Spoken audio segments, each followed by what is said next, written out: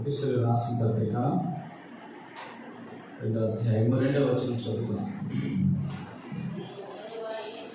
మీరు వాటిని చేయొచ్చు, వారి మండల సంబంధమైన అధిపతిని అనగా వీలైన వారిని ప్రేరేపించే శక్తికి అధిపతిని అనుసరించి ప్రపంచ ధర్మం చెప్పిన మనకు నడుచుకోండి. ప్రార్థన చేసుకుందాం.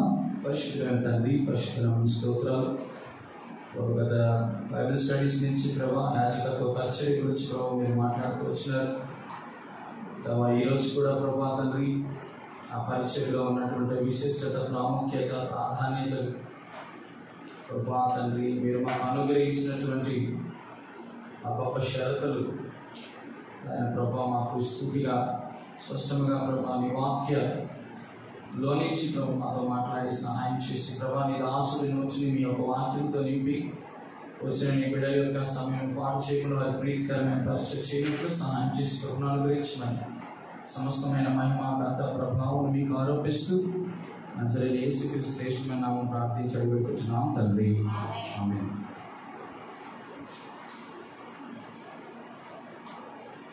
ఈ ప్రపంచ ధర్మము చొప్పున నడుచుకుంటుంది ఈ మునుకు ఇప్పుడు ప్రభు యొక్క ధర్మము చొప్పున నడుచుకున్నట. మునుపు ప్రపంచ ధర్మంలో ఒక ధర్మము చొప్పున నడుచుకున్న మనల్ని దేవుడు కేవలం ఒకే ఒక పిలుపుతో ప్రభు యొక్క ధర్మంలో మన నుంచి దాని ప్రకారం నడుచుకునేటట్లుగా మనం చేస్తున్నాడు. కాబట్టి ఆ ప్రభు ధర్మంలో ఒక 5 ప్రాముఖ్యమైన ధర్మాలు మనం ఇదివరకు చెప్పడానికి ప్రయత్నం చేస్తున్నాం. మొదటిది ఏ ధర్మము? విధేయత ధర్మం. ఈ విషయాలు మర్చిపోకూడదు మీరు. విధేయత ధర్మము, అందులో కూడా చాలా విషయాల సంగతులు మనం గత బైబిల్ స్టడీలో చూసుకోవచ్చాము. తర్వాత రెండవది పరిచర్య ధర్మము. రెండవది పరిచర్య ధర్మం. పరిచర్య ధర్మంలో కూడా మనము 3 విషయాలలో ఒక 2 విషయాలు చూసాం. అది ఏంటంటే మీరు నాకు నిత్యము యాజకులన్నట్లు మీరు అభిషేకించబడాలి, పరిశుద్ధపరచబడాలి, అభిషేకించబడాలి, ప్రతిష్ఠించబడాలి, పరిశుద్ధపరచబడాలి. అందులో 2 విషయాలు మాత్రమే మనం చూసాం. ఉచితమైన తర్వాత దాన్ని యాజకుని యొక్క పరిశుద్ధత గురించి కూడా మాట్లాడతాం. ఇప్పుడు 3వది యాజకుని యొక్క ధర్మము. యాజకుని యొక్క ధర్మములో మనం కొన్ని విషయాలు మాట్లాడుతూ వచ్చినాం. అందులో మొట్టమొదటి 5 విషయాలు యాజక ధర్మంలో చూస్తున్నాం. ఏంటది? మొదటిది యాజకత్వంలో మొదటిది యాజకులైన వ్యక్తులు, రెండవది యాజకుని యొక్క విధులు, మూడవది యాజకుని యొక్క వస్త్రాలు, నాలుగవది యాజకుని యొక్క వస్తువులు, ఐదవది యాజకుని యొక్క విధులు. మరొకసారి యాజకుని వ్యక్తులు, యాజకుని యొక్క విధులు, యాజకుని యొక్క వస్త్రాలు, యాజకుని యొక్క వస్తువులు, యాజకుని యొక్క. అందులో మనం ఎక్కడున్నాం? యాజకుని యొక్క వ్యక్తులు చూసాం. పాత నిబంధనలో ఒకరు, క్రొత్త నిబంధనలో ఒకరు. ఎవరు పాత నిబంధనలో? పాత నిబంధనలు ఎవరు చూసామంటే అహరోను ప్రధాన యాజకుడు. తర్వాత క్రొత్త నిబంధనలో జకర్యాను చూసాం. కాబట్టి ఈరోజు యాజకుని యొక్క విధులు, 7 ప్రాముఖ్యమైన విధులు మనం ఈరోజు చూడటానికి ప్రయత్నం చేస్తాం. చాలా ప్రాముఖ్యమైన విధులు. ఇది కూడా మనము త్వరగా నేను విడిచిపెడతాను, ఉన్నా లేకపోయినా ఈ టైంకి మనం విడిచిపెడతాను. ఎందుకంటే సమయం అనేది చాలా ప్రాముఖ్యం. కాబట్టి దాన్ని కూడా మనం అవగాహనలో తీసుకొని ముందుకు కొనసాగడానికి ప్రయత్నం చేస్తాం. ఒక యాజకుడికి దేవుడు కొన్ని విధులు ఇచ్చారు. అందులో మొట్టమొదటిగా ఇప్పుడు నేను చెప్పబోయేటువంటి విధులు పార్ట్ 1.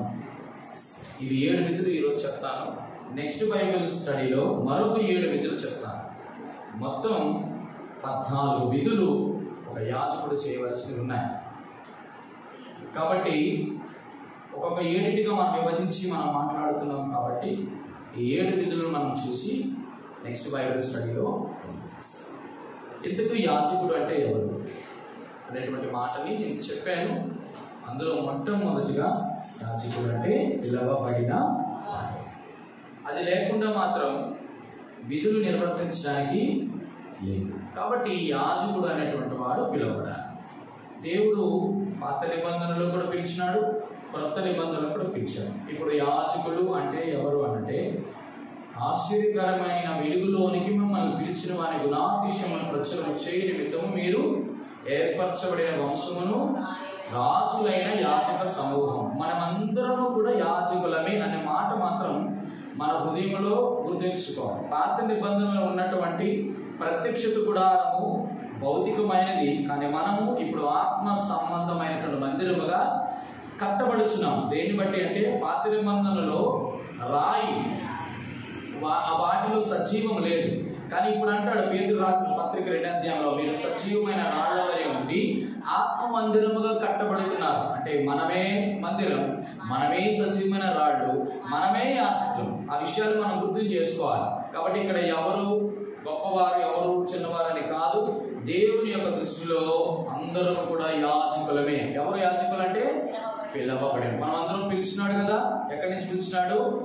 7 విషయాల్లో పిలిచాడు, ఒక్కొక్క దానిలో నుంచి. అందులో నేను ఆల్రెడీ చెప్పాను. అందులోని అతి శ్రేష్టమైనది ఫస్ట్ ఏంటంటే ఆయన ఆశ్చర్యకరమైన వెలుగులోనికి పిలిచినాడు. అంటే మొట్టమొదటి మనం ఎక్కడున్నాము? అంధకారంలో ఉన్నాం. కాబట్టి అది మనం జ్ఞాపకం చేసుకోవాలి. కాబట్టి మనం పిలువబడినటువంటి వారు అందరూ యాజకులే. అయితే యాజకుడు మనం అందరం అయిపోతుంది. మనం అందరూ దీన్ని ఏమంటామంటే పిలుపు అనేది దేవుడు మనకి ఇచ్చినటువంటి ఆధిక్యత. ఏంటా? ఆధిక్యత ఇచ్చినప్పుడు అది మనం భాగ్యంగా ఎంచుకోవాలి. ఇప్పుడు భాగ్యంగా ఎంచుకున్న వాళ్ళందరూ ఏం చేయాలి? ఇప్పుడు బాధ్యతలు కూడా ఉండాలి, బాధ్యతలు మోయాలి కదా. అప్పుడు మన పిలుపుకి ఒక అర్థం ఉంటుంది. మనమేమో మీరందరూ నాకు కుమారులు అన్నాడు అనుకోండి. ఉదాహరణకి ఇట్లా అనుకుందాం. దేవాది దేవుడికి మనమందరం కూడా మరి ఆయన ఏమవుతాడు? తండ్రి అవుతాడు. తండ్రి అయితే మరి ఏం చేస్తాడు? తండ్రి అయితే తండ్రికి కుమారుడు ఎలా ఉండాలి? ఇష్టడుగా ఉండాలి. ఒకవేళ దేవుడికి ఇష్టడుగా ఉండాలంటే దేవుడు ఏం చేస్తాడు చెప్పండి? ఒక అద్భుతమైన మాట చెప్తాను. మనమందరూ దేవుని కుమార్తెలమేనా? ఆయన మన తండ్రి అయినా మనమందరూ కుమార్తెలం అయితే మనకు ఒకటి ఇష్టం ఉండాలి. ఏంటో ఇష్టమో చెప్తాను. కీర్తన గ్రంథం తీద్దాం. కీర్తన గ్రంథం కొన్ని విషయాలు ఇది మనం చూస్తే మనకు అర్థమవుతుంది. కీర్తన గ్రంథం 145:20 వచనం. 145:20 వచనం. యెహోవా తన్ను ప్రేమించువారు అందరినీ కాపాడును. చాలు అక్కడ ఆలోచన. యెహోవా తను ప్రేమించిన వారందరినీ. ఇదేంటి? భాగ్యమా కాదా? రైట్. ఇప్పుడు చూడండి, సామెతల గ్రంథం 3:12. సామెతల గ్రంథం 3:12. Proverbs 3:12. తండ్రి తనకిష్టుడైన కుమారుని గద్దించు రీతిగా యెహోవా తాను ప్రేమించిన వారిని. ఇప్పుడు చూడండి, ఇందాక ఏం చదివాం? తను ప్రేమించిన వారందరినీ ఆయన కాపాడుతాడు. ఇంకొకటి చూద్దాం. ప్రకటన గ్రంథం 3వ అధ్యాయం 19వ వచనం. ప్రకటన గ్రంథం 3వ అధ్యాయం 19వ వచనం. నేను ప్రేమించు వారందరినీ గద్దించి శిక్షించుచున్నాను. ఇది 3rd డిగ్రీ. ఇప్పుడు అర్థం చేసుకోనండి. ఇప్పుడు చెప్పండి, దేవుడు ఎవరిని ప్రేమిస్తాడు? ఇప్పుడు దేవుడు తనని ఎవరిని ప్రేమిస్తాడు?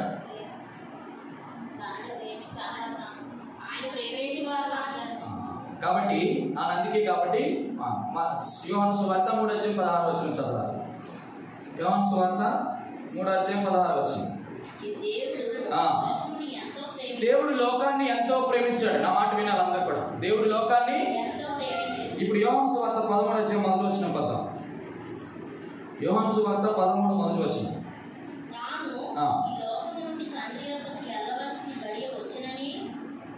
చదువునా?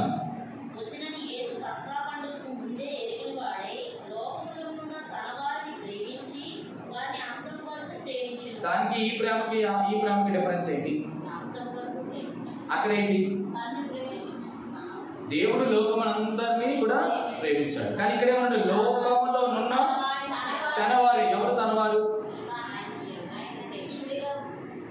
Very good. దేవుడికి ఇష్టలైన వారందరూ కూడా తనవారు. ఇప్పుడు తన ఇష్టడు అయితే ఇప్పుడు మనమందరం కుమార్తె అయితే ఆయన తండ్రి అయినాడు. ఇప్పుడు తండ్రి అంటున్నాడు, తండ్రి ఇష్టడైన కుమారుని ఏం చేస్తాడు? గద్దించు రీతిగా తను ప్రేమించిన వారందరినీ కూడా గద్దిస్తాడు. కొంచెం అడ్వాన్స్కి వెళ్తే ప్రకటన 3:19 నేను ప్రేమించిన వారందరినీ కూడా గద్దించి, అంటే ఇప్పుడు ఎవరిని గద్దిస్తాడు, ఎవరిని శిక్షిస్తాడు? తన వారైనటువంటి వారు, తనకి ఇష్టలైనటువంటి వారు. ఇప్పుడు చెప్పండి, ఈ మాటలను ఎందుకు చెప్పాను? ఈ మాటలన్నీ కూడా ఎందుకు చెప్పాను? ఇప్పుడు యాజకులు అనేటువంటి మాట, యాజకులు అనే మాట నేను తీసుకుంటున్నాను. యాజకుని యొక్క విధులలో మనం అందరం యాజకులం అయితే మనం అందరం కూడా భాగ్యాలు అనుభవిస్తాం. కానీ చెప్పండి, ఇది బాధ్యతలు, ఇది బాధ్యత ఏంటండి? చెప్పండి, ఇది ఏంటి? ఇది ఏంటిది? మొదటిదేమో ఆయన ప్రేమించడం మన భాగ్యం, అవునా కదా? తనకి ఇష్టలుగా ఉండడం మన భాగ్యం. ఆ ఇష్టలను ప్రేమించే వారు అందరూ కూడా యాజకులుగా చేసుకోవడం మన భాగ్యం. కానీ ఇక్కడ ఏమంటున్నాడు? ఒకవేళ నేను తండ్రిని అయితే, మీరు కుమారులు అయితే, నేను మీకు పరిచయ ధర్మం అప్పు చెప్తే, చెప్పండి, మీరు నాకు ఇష్టలు అయితే మిమ్మల్ని గద్దిస్తాను, శిక్షిస్తాను, అదేవిధంగా కాపాడుతాను కూడా. మీకు అర్థమైంది ఇప్పుడు? కాబట్టి ఇక్కడ దేవుని యొక్క భాగ్యము యాజకత్వం అయితే చెప్పండి, ఇది బాధ్యతలా? గద్దించడమును శిక్షించడమును కాపాడడం అనేది భాగ్యం, ప్రేమించడం అనేది భాగ్యం. మరి గద్దించడం, శిక్షణ అనేది ఏం? చెప్పండి, బంధం అని జ్ఞాపకం చేసుకోవాలి. ఎందుకు బంధము? అక్కడది తండ్రి తన కుమారుని గద్దించు రీతిగా, గద్దింపు అనేది బంధాన్ని జ్ఞాపకం చేస్తారు. అర్థమైంది నేను చెప్పిన మాట? మొదటిది భాగ్యం, యాజకులుగా మనం పిలిచినాం. 2 భాగ్యం ఏంటి? కాపాడడం, ప్రేమించడం, ఇష్టపడ్డం. ఇప్పుడు చెప్పండి, బంధం ఏంటి? గద్దించడం, శిక్షించడం. ఇప్పుడు దేవుడు ఎవరినైనా మనల్ని గద్దించిన, శిక్షించిన, అర్థం చేసుకోండి, తండ్రి తనకిష్టుడైన కుమారుని గద్దించు రీతిగా అంటాడు. దేవా, నన్ను బుద్ధి చెప్పాలన్నా, నాకు ఖండించాలన్నా, చెప్పండి, నన్ను శిక్షించాలన్నా నా తండ్రికే అధికారం, అవునా కదా? తండ్రి గద్దించిన, శిక్షించిన ఎవరిని? అందరినీ చేయడు. తనకిష్టుడైన కుమారునే గద్దిస్తాడు, తనకిష్టమైన ప్రేమించిన కుమారునే శిక్షిస్తాడు. కాబట్టి అటు రీతిగా మనం భాగ్యము తీసుకోవాలి, బాధ్యతలు తీసుకోవాలి, బంధము కూడా కలిగి ఉండాలి. కాబట్టి ఇక్కడ నేను గత బైబిల్ స్టడీలో మొట్టమొదటి యాజకత్వ పరిచయం 5 విషయాల్లో మొదటి విషయం ఏంటి? యాజకులైన వ్యక్తులు పాత నిబంధనలో అహరోను, క్రొత్త నిబంధనలో జకర్యా, ఇద్దరిని చూస్తాం. కాబట్టి ఇప్పుడు యాజకత్వం అనేది ఏంటన్నాం? ఇప్పుడు మనకి దేవుడిచ్చిన భాగ్యం. యాజకుడు అంటే ఎవరైనా చెప్పాను, పిలువబడిన ప్రతి ఒక్కరూ కూడా. అదే అపోస్తలుగా పేతురు రాసిన పత్రిక 1వ అధ్యాయం 2వ అధ్యాయంలోని 9వ వచనంలో నుంచి మనం చూస్తాం. రైట్, ఇప్పుడు యాజకుడైన వ్యక్తులు పాత నిబంధనలతో కొత్త నిబంధనల చక్కెర చూసాం, ఆ విషయాలు అయిపోయినాయి. ఇప్పుడు యాజకుని యొక్క విధులు మనం చూడటానికి ప్రయత్నం చేస్తాం. ఎందుకు దేవుడు యాజకునికి కొన్ని విధులు, పన్నులు, ధర్మాలు ఇచ్చారు. అందులో ఒక 7 ఈ రోజు జ్ఞాపకం చేస్తాం. మొట్టమొదటిది యాజకుని యొక్క ధర్మాలు లేక విధులు. ఎందుకంటే వాహన అక్షరంతో చూస్తున్నాం. చెప్పండి, యాజకత్వంలో 5 విషయాలు చెప్పండి. మళ్ళీ యాజకుడైన వ్యక్తులు, యాజకుని విధులు, యాజకుని వస్త్రాలు, యాజకుని యొక్క వస్తువులు, యాజకుని యొక్క విధులు. ఇప్పుడు ఏది ఎందులో ఉన్నాం? యాజకుని యొక్క విధులు. మొదటి విధులు రండి, 2 దినవృత్తాంతములు, 2వ దినవృత్తాంతములు 26వ అధ్యాయము 18వ వచనం. 2వ దినవృత్తాంతములు 26వ అధ్యాయము 18వ వచనం. 26:18. వారు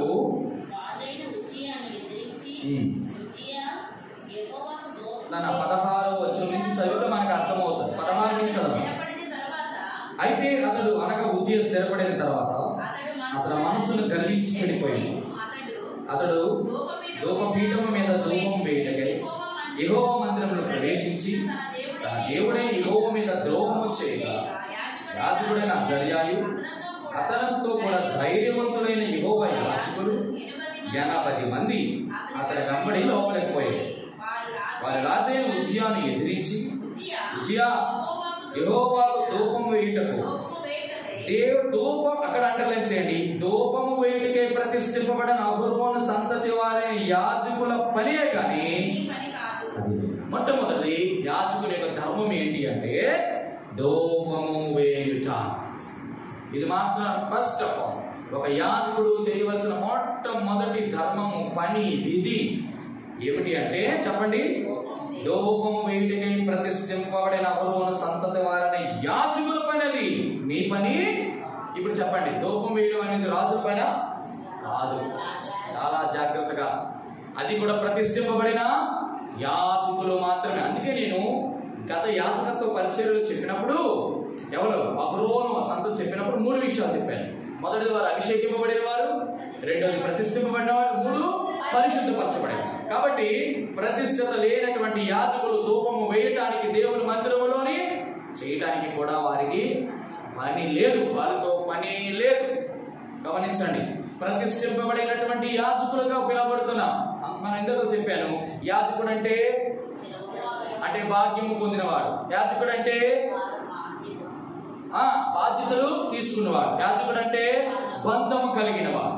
కాబట్టి ఇప్పుడు మన యొక్క ఆలోచన ఏంటంటే యాజకుని యొక్క విధులలో మొట్టమొదటిది ఏంటట, ధూపము వేయుట. ఇప్పుడు ధూపం అంటే మన గత ఎన్నో వర్తమానాలు విన్నాం. 141వ కీర్తన ద్వారా 2వ వచనం, 141 2వ వచనం కీర్తన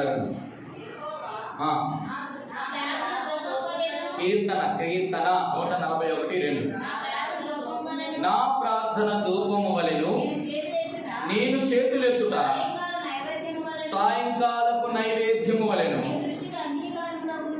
మీ దృష్టికి అంగీకార యోగ్యములు అగును గాక. మనమందరము యాజకులమైతే మనము దేవుని మందిరంలో ధూపం వేయడము, ఆయనది ప్రతిష్ఠింపబడినటువంటి యాజకులు దేవుడిచ్చిన పని అయితే, ఈరోజు మన జీవితంలో ఈ ధూపార్తి పట్టుకొని ధూపం వేసేటటువంటి పని మనకి దేవుడిస్తే మనము ఈ ధూపము వేయడము చేస్తున్నామా అనేది ప్రశ్న. ఇక్కడ చాలా ప్రాముఖ్యమైన విషయాలు గమనించండి. అయితే పాత నిబంధనలో ధూపం వేయడం అనేది ఎక్కడ ఉంటుంది? ధూపార్తి అంటే పరిశుద్ధ స్థలంలో. చూడండి అక్కడ ఆ మాట అంటారు, చూడండి 18వ వచనం. వారి రాజైన ఉజ్జియాని ఎదిరించి, ఉజ్జియా యెహోవా ధూపం వేయుటకై ప్రతిష్ఠింపబడిన అహరోను సంతతి వారిని యాజకుల పని కానీ నీ పని కాదు. పరిశుద్ధ స్థలములో నుండి బయటికి పొమ్ము, నీవు ద్రోహము చేసి ఉన్నావు. దేవుడైన యెహోవా సన్నిధిని ఇది నీకు ఘనత కలుగ చేయదని. చెప్పండి, ఇప్పుడు ఈ మాటలు గమనించండి. చాలా చాలా అద్భుతమైన మాటలు, చాలా చాలా అద్భుతమైన మాటలు గమనించండి. పరిశుద్ధ స్థలములో నుండి బయటికి పొమ్ము. ఇప్పుడు ధూపం వేసేవాడు ఎక్కడున్నాడు? యాజకుడు అనేవాడు ఎక్కడున్నాడు? పరిశుద్ధ స్థలములో ఉన్నటువంటి యాజకుడు ప్రతిష్ఠింపబడి. అందుకే నేను అంటాను ప్రతిసారి కూడా, ఒక యాజకుడు ధూపం వేయాలంటే అభిషేకింపబడాలి, ప్రతిష్ఠింపబడాలి, పరిశుద్ధపరచబడాలి. అప్పుడే ధూపం వేయడానికి అర్హుడు. అది దేవుడు తనకి ఇచ్చినటువంటి విధి, దేవుడు తనకి ఇచ్చినటువంటి ధర్మం. అది కూడా చూడండి, ఆ రోజులలో జకరియా నదికి మీకు జ్ఞాపకం చేశాను. మొదటిది రండి, లూకాసు వార్త వద్దాం.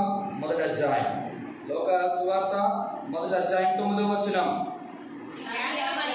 యాజక మర్యాద చొప్పున ప్రభు ఆలయంలోనికి వెళ్ళి ధూపం వేయుటకు అతనికి వంతు వచ్చెను. గమనించండి, వంతు వచ్చెను. వంతు వచ్చడం అంటే అర్థం ఏంటంటే, నువ్వు ఏ సందర్భంలో పడితే ఆ సందర్భంలోని ఎలా పడితే అలాగా ధూపం వేయడానికి లేదు. అంటే దాని అర్థం ఏంటి? ప్రతి యాజకుడికి ఒక క్రమం ఉంది, ఒక ధర్మం ఉంది, ఒక మర్యాద ఉంది. దాని ప్రకారమని యాజకుడు మందిరంలోకి వెళ్ళి ప్రార్థన చేయాలి. నీ ఇష్టానుసారంగా చేయకూడదు. అంటే దానికి ఒక క్రమము, ఒక మర్యాద ఉంటుండగా ఇష్టానుసారంగా వెళ్ళడానికి లేదు. పరిశుద్ధ స్థలంలోనికి అలా వెళ్ళిన కారణం చేత, ఎవరు పడతారు వెళ్ళిన చేత వచ్చినటువంటి ప్రమాదం ఇక్కడ ఏంటి? ప్రతిఫలం ఏంటి? దేవుని యొక్క ప్రతిస్పందన. చూడండి, దేవుని యొక్క ప్రతిస్పందన ఎట్టుందో చూడండి. చూడండి, ఆ మాట చూపిస్తాను. 19వ వచనం.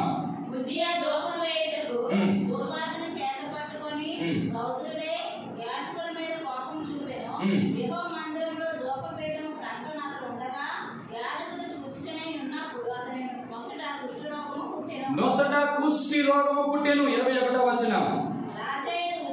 తన మరణ దినము వరకు కుష్టి రోగి ఉండెను. కుష్టి రోగి యెహోవా మందిరంలోనికి పోకుండా ప్రత్యేకింపబడెను. చాలు. 23వ వచనం. పితరులతో కూడా నిద్రించెను. అతని కుష్టి రోగి అని రాజుల సంబంధమైన శ్మశాన భూములు తన పితరుల దగ్గర తన బాధ పెట్టి చాలు. ఏమైంది? దేవుని యొక్క క్రమము, దేవుని యొక్క మర్యాద, దేవుని యొక్క ధర్మము చొప్పున వెళ్ళినటువంటి ప్రతి రాజు యాజక ధర్మము నీకు అప్పగించలేనప్పుడు, నీకు అది ప్రతిష్ఠింపబడిన వాడు, అభిషేకింపబడిన పరిశుద్ధపడిన వారు చేయాల్సిన పని నీవు తీసుకొని ఓన్ చేసుకొని నేను చేస్తానని, నేను మాట్లాడతానని, నేను తోపార్తి చేస్తానని చెప్పేసి నీ మట్టుకు నువ్వు తీసుకున్న ప్రతి పరిచర్య ఏం చేస్తుందంటే నీకు ప్రమాదమే కానీ ప్రతిఫలం ఉండదు. చాలా జాగ్రత్తగా వినాలి. ఎవరు బట్టి వస్తాను, నేను పరిచయం చేస్తాను, సేవ చేస్తాను, పాటలు పాడుతాను చెప్పండి, హెబ్రోనులో ఇవ్వకపోవడానికి కారణాలవే. ఎవరు పడతారో మాట్లాడడానికి కారణాలు, మాట్లాడుకుని ఉండకపోవడానికి కారణాలవే.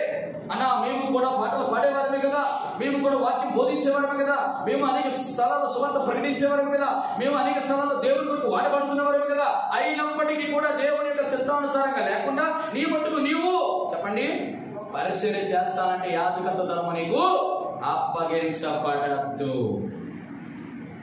విలువ ఉండాలా, ప్రత్యేకత ఉండాలా, ప్రతిష్టత ఉండాలా, పరిశుద్ధత ఉండాలా, లేకుండా చేయడానికి లేదు. వచ్చిన ప్రతిఫలం ఏంటి? నొసటకు కుష్టి పుట్టింది, మరణ దినం వరకు కూడా అలాగే ఉంది. చనిపోయినప్పుడు శ్మశాన భూమిలో కూడా కుష్టితోనే చనిపోయాడు. ఓ ప్రియ సహోదరుడా, సహోదరి, యాజకుని యొక్క ధర్మాల్లో మొట్టమొదటి జాగ్రత్త, దేవుడు నీకు ఇచ్చినటువంటి ధర్మము, ప్రార్థనా ధర్మము, అది ధూప ధర్మము, అది ఎక్కడ వేయాలి? పరిశుద్ధ స్థలంలో వేయాలా. ఆ పనిని నీవు విస్మరించకూడదు. ఈరోజు మన ప్రార్థన ధూపము ఎలా వేయాలి చూడండి. ఎవరు వేయాలి? ప్రతిష్ఠింపబడిన వారే వేయాలి. ఎలా వేయాలి? దేవునికి క్రమము చొప్పున, తరగతి చొప్పున వేయాలి. మూడోది ఎలా వేయకూడదు చూడండి. లేవియాకాండం 10వ అధ్యాయం మొదలు వచ్చి, లేవియాకాండం 10వ అధ్యాయం మొదలు వచ్చి,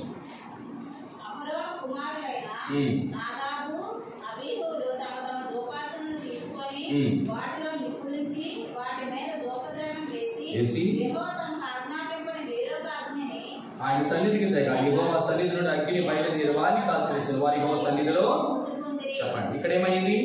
వారు ప్రతిష్ఠింపబడిన వారే, పరిశుద్ధపరచబడిన వారే, దేవుని చేత ఏర్పరచబడిన వారే, దేవుని మందిరానికి వెళ్ళారు, ధూప ద్రవ్యములు దేవుడు చెప్పినట్టు తీసుకెళ్లారు, కానీ వేసిన అగ్ని మాత్రం వేరే అగ్ని. దాని అర్థం ఏంటి? అగ్ని దేనికి సూచన? ధూప ద్రవ్యములు దేనికి సూచన? ధూపము అనేది ప్రార్థనకైతే ధూప ద్రవ్యం అనేది నీ ధూపంలోని అంశాలు. ఆ ఏ అంశాలు ఉండాలి? జటామాంసి చెప్పండి, గత దినాల్లో చెప్పాను. సాంబ్రాణి, ఉప్పు, ఇంకా సంఖ్యాకాండము,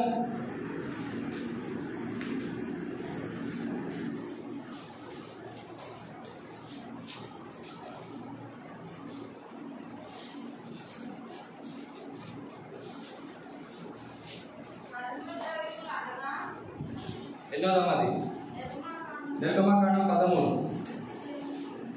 చదువున్నాను. 34 రైట్. 30 అధ్యాయం 34 వచనం. నిర్గమ 30 అధ్యాయం 24, 34. మరి యెహోవా మోషేతో ఇట్లనెను, నీవు పరిమళ ద్రవ్యములను అనగా జటామాంసి, గోపీ చందనము, గంధపు చెక్క, ఈ పరిమళ ద్రవ్యములు అచ్చమైన సాంబ్రాణి సమభాగములుగా చేసుకొని వాటితో ధూప ద్రవ్యములు, అది ధూప ద్రవ్యాలంటే. ధూప ద్రవ్యాల మొదటిదేంటి? జటామాంసి, గోపీ చందనం, గంధపు చెక్క, సాంబ్రాణి. లాస్ట్ ఫైనల్ 35వ వచనంలో ధూపద్రవ్యమును అది సుగంధ ద్రవ్యం మేలకొని చొప్పున కలపబడి ఉప్పు గలదిగా, స్వచ్ఛమైనదిగా, పరిశుద్ధమైన సుగంధ ధూప సంభారం. ఉప్పు కలిగినది కూడా ఉండాలి. అంటే ఎన్ని ఉన్నాయి? మొత్తం 5 ఉండాలి. ఈ 5తో పాటు ఇవేంటి? ప్రార్థన అంశాలు. ఈ 5 అంశాలు ఎక్కడ ఉన్నాయి మన క్రొత్త నిబంధనలో? మొదటి తిమోతి రాసిన పత్రిక 2వ అధ్యాయం 1-2 వచనాలు. మొదటి తిమోతి రాసిన పత్రిక 2వ అధ్యాయం 1-2 వచనాలు. కలిగి ముఖ్యముగా మనుషులందరి కొరకు, రాజుల కొరకు, అధికారుల కొరకు. ఇప్పుడు చూడండి, విజ్ఞాపనములను, ప్రార్థనలను, యాచనలను, కృతజ్ఞతాస్తుతులను చేయవాలని హెచ్చరించుచున్నాను. చూడండి, మన ప్రార్థనలో విజ్ఞాపనములు, ప్రార్థనలు, యాచనలు, కృతజ్ఞత ఉండాలి. అది పాత నిబంధనలో ఉన్న జటామాంసి, గోపీ చందనము, గంధపు చెక్క, సాంబ్రానికి సూచన. కాబట్టి ప్రియమైన వారలారా, మనకు ధూప ద్రవ్యాలు కలిగి ఉండడం మాత్రమే కాదు, దేవుడు చెప్పని, దేవుడు ఏంటండి ఆజ్ఞాపించని వేరొక అగ్ని. ఏంటి వేరొక నా మాట అగ్ని వంటిది కాదా? అంటే దేవుని మందిరంలోకి వెళ్ళే యాజకుడు రెండిటితో వెళ్ళాలి. మొదటిది ప్రార్థన, రెండోది వాక్యం. దేవుని వాక్యమైనటువంటి ఆ యొక్క అగ్నితో కాకుండా దేవుడు అర్పించినటువంటి చెప్పని మాటలు, దేవుడు నీకు ఇవ్వని తలంపులు, దేవుడు నీకు చెప్పని విధానాలు, అది ప్రత్యక్ష గుడారంలోకి వెళ్ళి ధూపార్తి పట్టుకొని వెళ్ళి చేతబట్టి కుదరదు. అంటే అర్థం ఏంటి అంటే అగ్ని ధూపద్రవ్యాలు ఏం చేయాలా? కాల్చాలి. అంటే అర్థం ఏంటంటే మనం చేసేటువంటి ప్రార్థన దేవుని వాక్యముతో కలవాలి. చాలా మంది జ్ఞాపకం చేస్తున్నాను, దేవుని మందిరానికి వచ్చి ప్రార్థన చేస్తున్నప్పుడు ఇష్టానుసరమైన మాటలు వల్లించి అది ప్రభా, ఇది ప్రభా, అది ప్రభా, అది ప్రభా కాదు. నువ్వు చేసేటువంటి ప్రార్థనలో ఎక్కువ శాతము ఏముండాలా? వాక్యం, వాక్యం, వాక్యం, వాక్యం. మీరు గమనించండి, పాత నిబంధన భక్తుల్లో ఒక నెహెమ్యా ప్రార్థన చేసినా, మోషే ప్రార్థన చేసినా, దానియేలు ప్రార్థన చేసినా, యెహోషువ ప్రార్థన చేసినా, ప్రతి ఒక్కరు కూడా చేసే ప్రార్థనలో వాక్యమే పూర్తి చేస్తారు. అటువంటి ప్రార్థన దేవుడు వినాలని, దేవుడు చూడాలని నా ఆశ. కాబట్టి మొట్టమొదటి మాట 2వ దినవృత్తాంత గ్రంథం 26లో మనం చూసినటువంటి మాటని మనం జ్ఞాపకం చేసుకుందాం. ఏంటి మాట? ధూపము వేయుటవ ఎవరు చేయాలా? 2వ దినవృత్తాంతములు 26:18 చదవండి మరొకసారి. వారి రాజైన ఉజ్జియాని ఎదిరించి ఉజ్జియా యెహోవాకు ధూపం వేయుట, ధూపము వేయుటకే ప్రతిష్ఠింపబడిన అహరోను సంతతిలోని యాజకుల పనే కానీ ఈ పని కాదు. మొట్టమొదటి యాజకుని పని ఏంటి? ధూపం ఎలా వేయాలి? క్రమముగా వేయాలి, మర్యాదగా. ఏ మర్యాద? దేవుని మాట చొప్పున వేయాలి. ఇష్టాసారంగా వేయడానికి అర్థమైందా? చూడండి, బాగా గమనించండి. ఉజ్జియేమో దేవుడు నియమించిన యాజకుడు కాదు, కానీ ఇక్కడ అహరోను సంతతి అయినటువంటి నాదాబు, అబీహు కూడా దేవుని సంతతి, కానీ వేరే కట్టిన వేశారు. అక్కడ వాడు వేసిన ధూపం కరెక్టే. మనిషి he was not right person, he was not right of God. అర్థమైందా? ఇక్కడ వాక్యం సరిగ్గా లేదు, అక్కడ మనిషి సరిగ్గా లేదు. కాబట్టి 3 గమనించండి. ఇప్పుడు ధూపం వేసిన వాళ్ళు 3 రకాలుగా ఉండాలి. మొదటి మనిషి, వ్యక్తి. రెండోది వాక్యం. 3 విజ్ఞాపన. అర్థమైందా? ధూపములు ఏముండాలి? వ్యక్తి సరిగ్గా ఉండాలి, విజ్ఞాపన సరిగ్గా ఉండాలి, వాక్యం సరిగ్గా ఉండాలి. ఈ 3 కలిస్తే దేవునికి సరి అయిన ధూపం. అర్థమైందని చెప్పిన మాట. అమ్మా, మనం దేవుని ప్రార్థన చేసినప్పుడు ప్రభువా నా ప్రార్థన ఎందుకు వినబట్టలేదంటే వ్యక్తి సరిగ్గా ఉండాలి. రెండవది విజ్ఞాపన ఎందుకు వినట్లేదు అంటే మన దానిలో ఏమి లేదు, విజ్ఞాపన లేదు, ప్రార్థన లేదు, కృతజ్ఞతలు లేదు, యాచన లేదు, అందుకే వినట్లా. మూడోది ఏంటి? దేవుని వాక్య సంబంధమైన మాటలు లేకుండా ఇష్టానుసారంగా మాట్లాడడం, వల్లించడం కాదు. అర్థమైందా? వ్యక్తి సరిగ్గా ఉండాలి, విజ్ఞాపన సరిగ్గా ఉండాలి, వాక్యం సరిగ్గా ఉండాలి. అర్థమైంది నేను చెప్పిన మాట. ఇది మొదట. నేను టైం అయిపోతుంది కాబట్టి ఇది మొదటికి సరిపోయింది. రెండవది మాట చూస్తాం. రెండవది ఎజ్రా గ్రంథం. యాజకుడు చేసేటటువంటి ఇప్పుడు మళ్ళీ ఎట్లా చేయాలి అనేటువంటి, ఇప్పుడు ఈ ధూపం ఎలా వేయాలి అనేది 7 రకాలైనటువంటి స్థానాల్లో ఉంది. దేవుని చిత్తమైన తర్వాత చూస్తాం, ఎందుకంటే సమయం లేదు కాబట్టి. మనం 7 విషయాలు ఇప్పుడు కవర్ చేయకపోతే మళ్ళీ అది లేట్ అయిపోతుంది. 2వ దినవృత్తాంత గ్రంథం, ఎజ్రా గ్రంథం 3వ అధ్యాయం 10-11 వచ్చిన. ఎజ్రా గ్రంథం 3:10-11. ఎజ్రా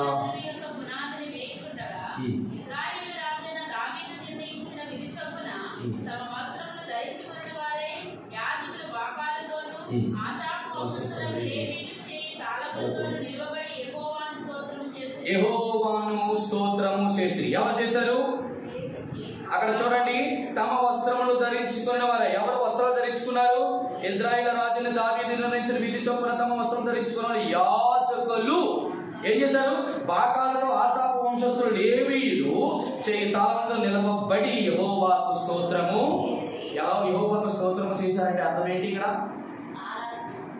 యెహోవాకు స్తోత్రం చేశారంటే యాజకులు ఏం చేసినట్టు? ఇక్కడ దేవుని స్తుతించారు, దేవుణ్ణి ఆరాధించారు.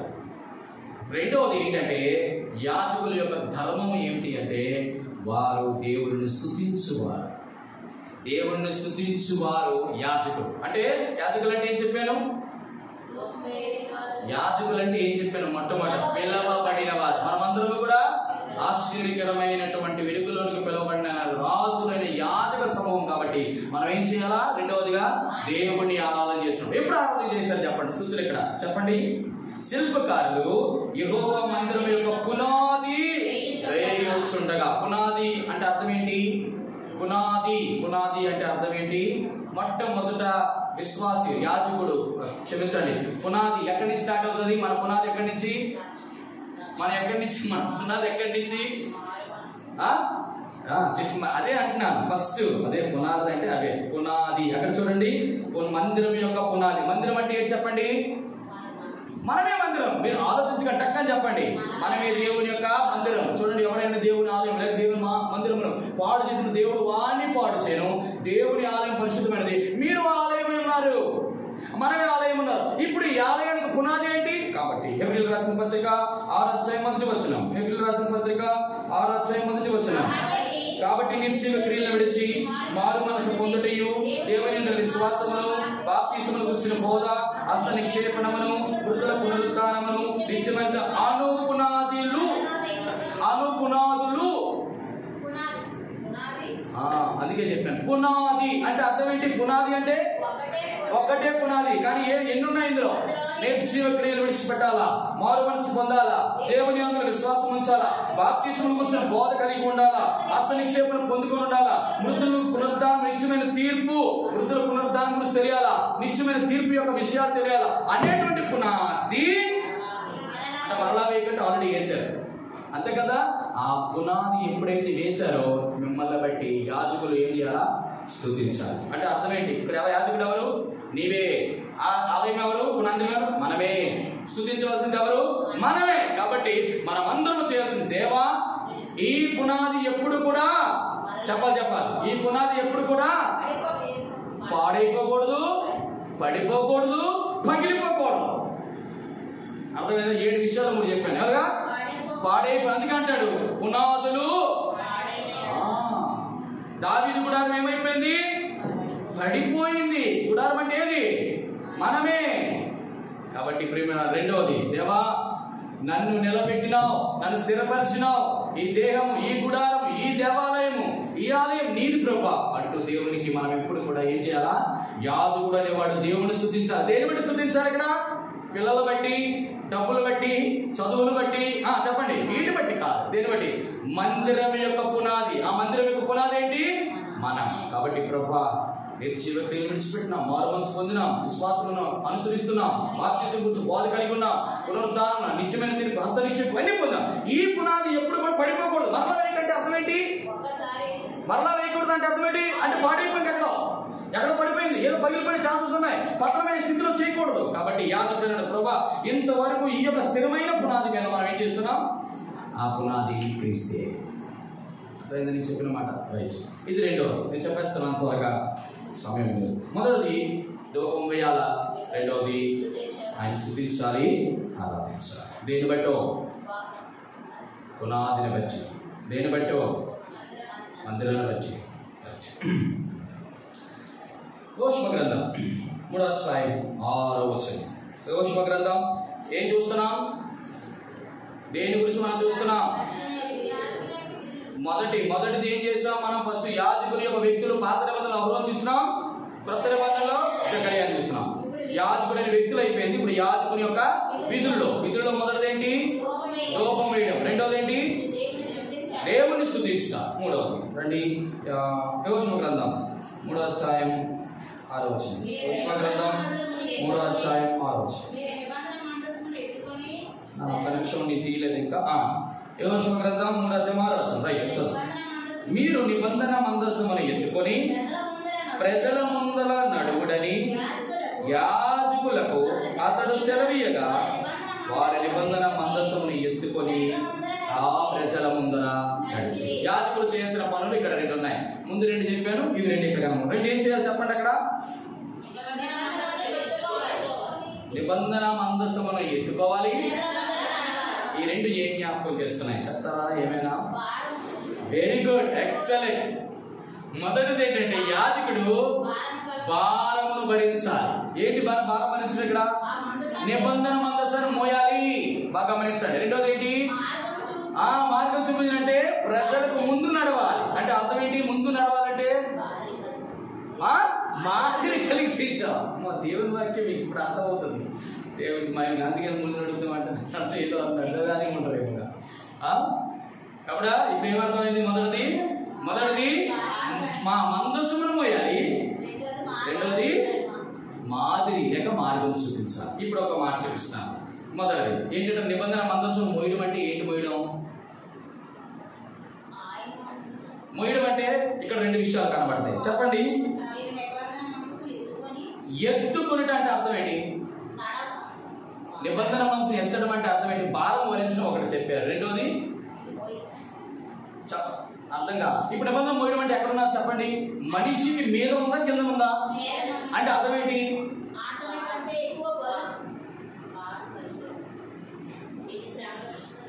ఇంకా చెప్పాలి. ఒక్క మాట చెప్తాను.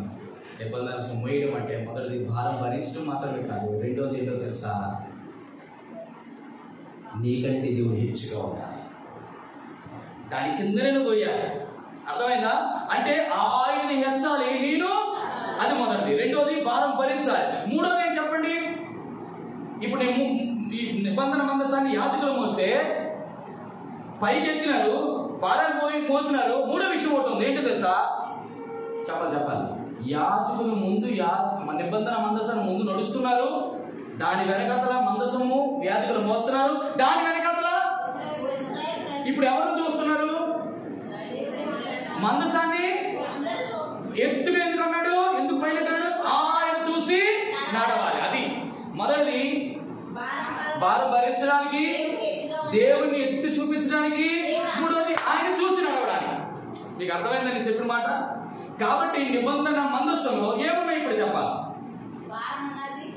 నిబంధన మందస్సు లోపల ఏమున్నాయి? ఇప్పుడు మూడు ఉన్నాయి చెప్పారు కదా. చెప్పండి. మొదటిది ఏంటి?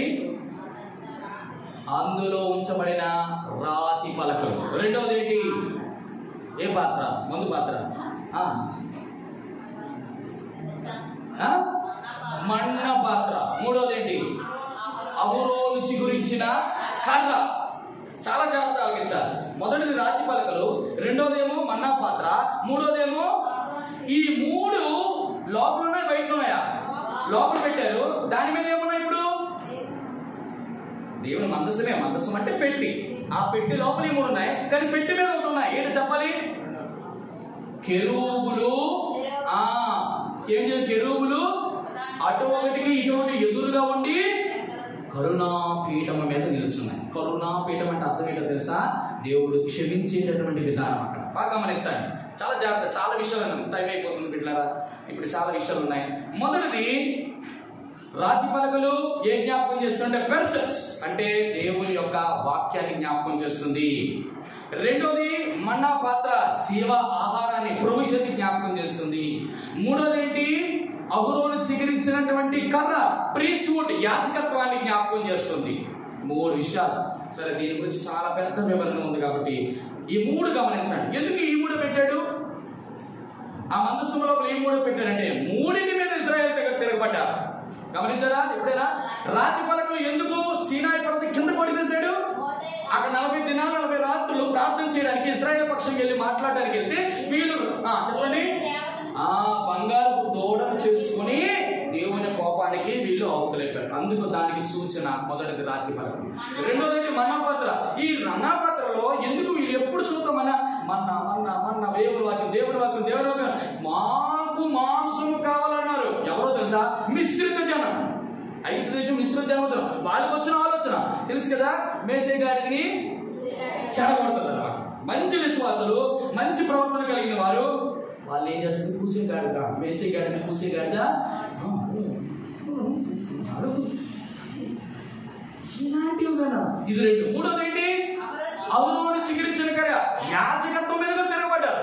అక్కడ ఏం చెప్పారు మీకు గుర్తుందో లేదో? గత బైబిల్ స్టడీ యాజకత్వం మీరు యాజకత్వమును కూడా కోరుకుంటున్నారు. ఎవరు? కోరాహు కుమారుడు దాను. చెప్పండి. కోరాహు, అబీరాము, దాతాను, ఓను. అవునా కదండి? మళ్ళీ మీరు మర్చిపోయారేమో. మళ్ళీ కొత్తగానే ఉంది. వీళ్ళందరూ తిరగబడ్డారు. చెప్పండి. మూడు విషయాలు గమనించండి. అక్కడేమో సీనాయి పర్వతం మీద రాతి పలకలు. చెప్పండి. రెండోది మిశ్రిత జనం. మూడోది ప్రతి మందసం. అందుకంటే మందసాన్ని చూడాలి. మందసాన్ని చూసి నడిచే వాళ్ళు ఈ మూడింటి మీద తిరగబడ్డారు. మొదటిది ఏం చేస్తారు తెలుసా? వారు మోస్తారు. రెండోది ఎత్తి చూపిస్తారు దేవుని మందసాన్ని. మూడోది దాన్ని చూసి నడుస్తారు. ఎత్తి చూపించడం అంటే అర్థం ఏంటో తెలుసా? దేవుడు హెచ్చాలి, నేను అలాగా. ఎవరు చెప్పారు చెప్పండి? అంతగా గొప్పగా హెచ్చించిన వాళ్ళు ఒక మాట చెప్తారు, యాజకుని కుమారుడే పెట్టాడు, యాజకుడే చేయాలి అది. చూడండి యోహాను సువార్త, చాలా అద్భుతమైన మాటలండి. నేను చదువుతున్నప్పుడు నాకు చాలా సంతోషం అనిపించింది ప్రియులారా. యోహాను సువార్త 1వ అధ్యాయం 22వ వచనం 21వ వచనం. కాగా వారు మరి నీవెవరివి, నువ్వు ఏలియావా అని అడగగా కానను, నీవు ఆ ప్రవక్తవా అని అడగగా కానను, కాబట్టి నువ్వు ఎవరు, మమ్మల్ని పంపిన వారికి మేము ఉత్తరం ఇవ్వాలని కనుక నిన్ను కూర్చి నీవేం చెప్తున్నావు అని అడిగి, అందుకు అతడు ప్రవక్తైన యెషయా చెప్పినట్లు నేను ప్రభు త్రోవను సరళము చేయుడని అరణ్యములో ఎలుగెత్తి చెప్పు ఒక శబ్దాన్ని అని చెప్పాడు. ఎవరి గురించి?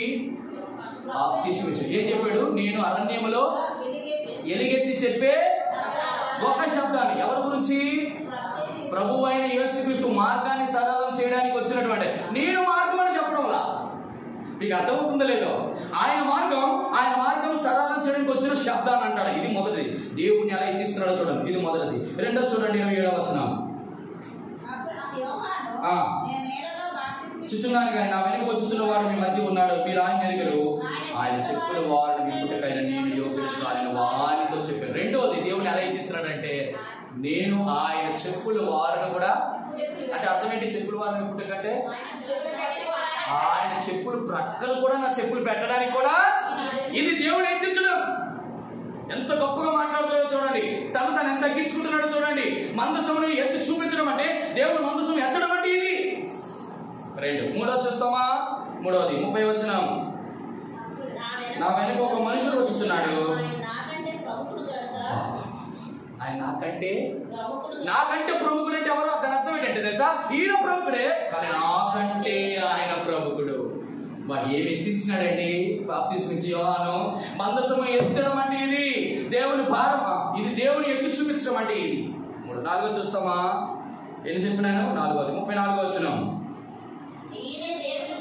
నేను తెలుసుకొని సాక్ష్యం ఇచ్చింది.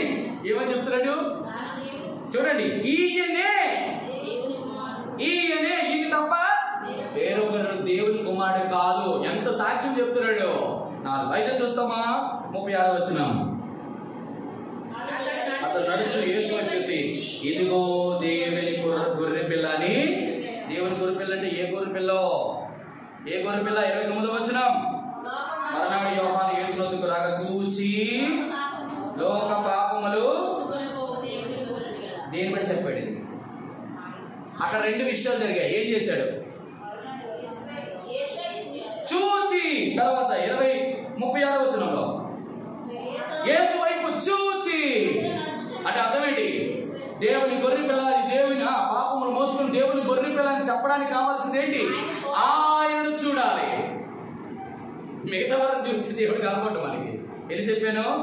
5. చాలా. ఇంకో 2 చెప్పనా? ఇంకొకటి చెప్పి నేను ముగిస్తాను, మనకి ఎక్కువ అయిపోయింది. తర్వాత 29వ వచనం చదువుతారా? 3వ అధ్యాయం 29వ వచనం. యోహాను సువార్త 3వ అధ్యాయం. పెండు కుమార్తె గలవాడు పెండు కుమారుడు అయితే నిలబడి పెండు కుమారుని స్వరం వినడి స్నేహితుడు ఆ పెండు కుమారుని స్వరం నీకు సంతోషించును, ఈ నా సంతోషం పరిపూర్ణమైనది, ఆయన మెచ్చవలసినది. ఎన్ని రకాలుగా ఎత్తించాడండి, ఎన్ని రకాలుగా ఎత్తించినాడు. ఇది మందసమును ఎత్తడం అంటే. రెండోది ఏంటంటే భారము భరించుట. ఏం భారం భరించడం? మనం భారం భరించి 7 రకాలైన భారాలు భరించాలి ఒక యాజకుడు. సరే, ఇప్పుడు అంత చెప్తే నాకు టైం అయిపోతుంది. మొదటిది ఎత్తి చూపించాలి దేవుని యొక్క మందసాన్ని. 2, దేవుని యొక్క మందసాన్ని భారము మోయాలి యాజకుడు. భారం మోయడం అంటే అర్థం ఏంటి? మందసం అంటే ఏంటది? మందసాన్ని మోయడం, భారం భరించడం అంటే సంఘం యొక్క భారం, సువార్త భారం, వాక్య భారం, ప్రార్థన భారం, పరిచర్య భారం, ప్రతి భారము యాజకుడు మోయాలి. యాజకుడు అంటే పాస్టర్ ఒకడు అనుకోగలరు, అందుకని పిలవబడి ప్రతి ఒక్కరు యాజకులు. కాబట్టి ప్రతి ఒక్కరికి ఆ భారం ఉంది. మనం మోస్తున్నామో లేదో మనమే ఆత్మ విమర్శన చేసుకోవాలి. దాసాన్ని చూసుకుంటాడు, అంటే చూసుకుంటది, తమ్ముడే చూసుకుంటాడు. మనది కాదు. మనం వెళ్ళక్కర్లేదు, మనం చేయక్కర్లేదు, మనం ఉండక్కర్లేదు, మనం చూడక్కర్లేదు. లేదు. నో, నీవు నిజంగా ఆశ్చర్యకరమైన వెలుగులోనికి పిలవడితే, నువ్వు యాజకుడైనటువంటి భాగ్యాన్ని నువ్వు పొందితే మరి బాధ్యత తీసుకోవా? బాధ్యత తీసుకోవాలి. అప్పుడే నువ్వు యాజకుడు. నువ్వేమో భోగాలు అనుభవిస్తావు, భాగ్యాలు తీసుకుంటావు, బాధ్యతలు మాత్రం విస్మరిస్తావు. నువ్వు యాజకుడువా? కాబట్టి మొదటిది మందసాన్ని ఎత్తేవారిగా ఉండాలి యాజకుడు. 2 భరించేవారిగా ఉండాలి. 3వది ఏంటో చెప్పన, యేసు వైపు మిగతా వారు నిన్ను చూడాలి. ఏది? మందసాన్ని ఎత్తేటువంటి ఆ యేసు ప్రభువుని. అందుకే 3 వచనాలు నింపున, భూదిగంత నివాసులారా ఆయన వైపు చూసి రక్షణ పొందడి. ఇది దేవుని ఎత్తి చూపిస్తే మిగతా వారు ఆ మందసాన్ని చూసి రక్షణ పొందుతారు. ఎపిల్ రాసిన పత్రికలో చాలా చక్కగా రాయబడుతుంది. చూడండి, ఆ మాట కూడా మీకు చూపిస్తాను. ఆయన వైపు చూచడం ద్వారా మనం పొందుకున్నటువంటి ఈయన. చూడండి, ఎపిల్ రాసిన పత్రిక 12వ అధ్యాయం 1వ వచనం, 12వ వచనం త్వరగా చదువు. ఆవరించినందున మనము కూడా సులువుగా చిక్కులు పెట్టు విడిచిపెట్టి విశ్వాసంలో కొనసాగుతూ యేసు వైపు చూచి మన ఎదుట ఉంచబడిన అందుకు చూడాలి మందసాన్ని. మందసం అంటే యేసుక్రీస్తు ప్రభువారు. 3 ఉన్నారు. రాతి పలకలు ఆయనవే, వాక్యం ఆయనదే, సమకూర్చేవాడు, యాజకత పరిసరం అంతా ఆయనదే. ఆ మందసాన్ని చూస్తే మొదటిది రక్షణ, 2వదేమో చెప్పాలి గురి యొద్దకు పరిగెట్టినటువంటి పరిస్థితి వస్తుంది. అర్థమైందా? 3వది ఏంటి? మొదటి యోహాను రాసిన పత్రిక 3వ అధ్యాయం 2వ వచనం చదవండి త్వరగా. మొదటి యోహాను రాసిన పత్రిక 3వ అధ్యాయం 2వ వచనం. ప్రియులారా, ప్రత్యక్షపరచబడలేదు, కానీ ప్రత్యక్షమైనప్పుడు ఆయన ఉన్నట్టుగానే అది చూచినట్టుగా చూతుము కనుక మనం ఆయన పోలియుదమని. దాని అర్థం ఏంటి? మొదటిది రక్షణ, 2వది పరుగు కొరకు, పరిశుద్ధత కొరకు పరుగు, 3వది మహిమ కొరకు ఎదుర్చుట. మొదటిది రక్షణ, 2వది పరిశుద్ధత, 3వది నిరీక్షణ లేకపోతే మహిమ. కాబట్టి మొదటిది సాల్వేషన్, 2వది సాంటిఫికేషన్, 3వది గ్లోరిఫికేషన్. మొత్తం 3 ప్రాముఖ్యమైన విషయాలు. యేసు ప్రభువుని హెచ్చించుట, యేసు దేవుడిని బాధను భరించుట, మూడోది ఏంటి? చూచుట. ఈ 3 విషయాలు. 3వ చూస్తాం. 4వ మాట యాజకుడు చేయవలసిన 4వది చూడడానికి ప్రయత్నం చేస్తాం. చూడండి, మన యోషువ గ్రంథం 3వ అధ్యాయం 6వ వచనం పోతాం. యోషువ గ్రంథం 3వ అధ్యాయం 6వ వచనం.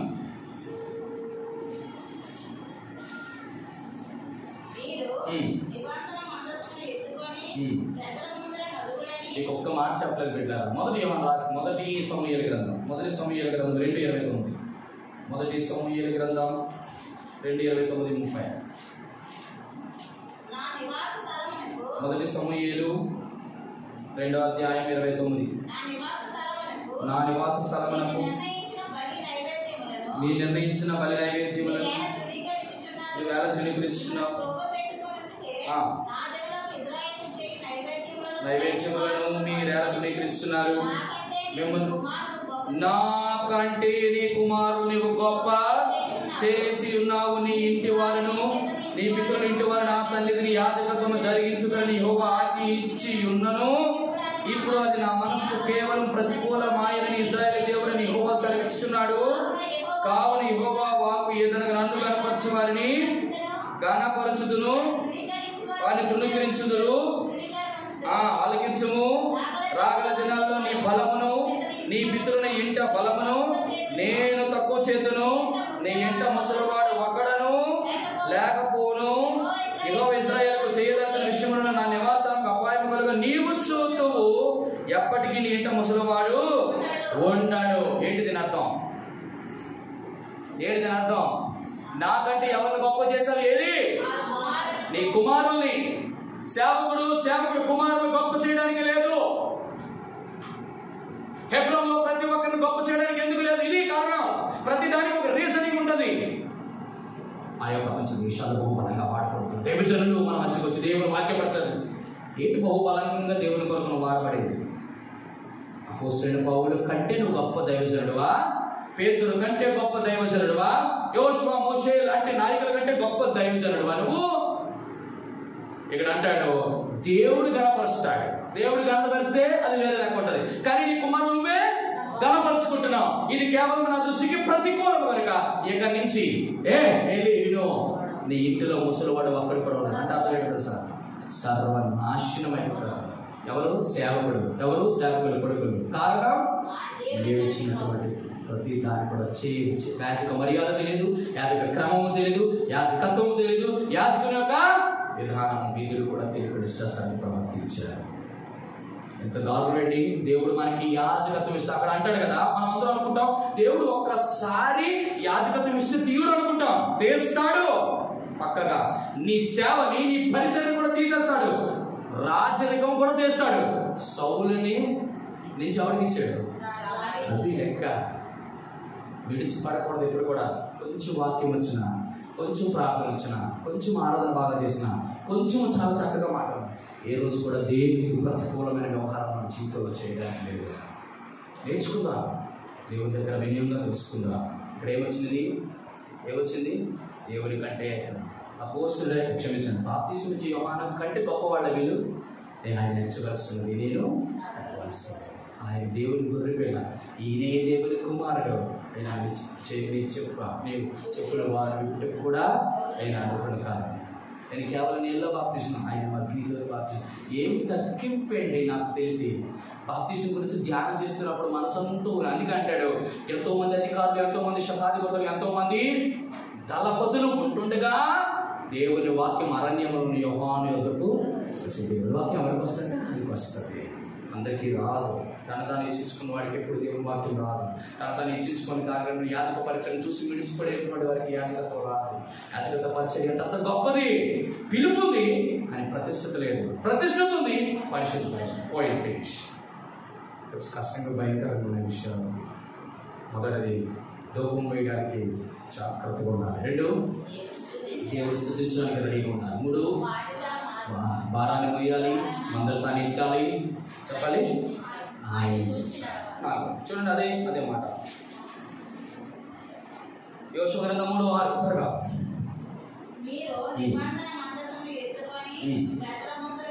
ప్రజల ముందర చాలు, ప్రజల ముందురే నడవాలి యాజకులు. వెనకాల నడవడం కాదు. ముందు నడవడం అంటే అర్థం ఏంటి? ఏం చెప్పాను? మార్గం చూపించాలి, వారిని వెంబడించేటట్టుగా చేయాలి. చెప్పండి. మూడోది ఏంటి? మాదిరికరంగా. 3 విషయాలు గమనించండి.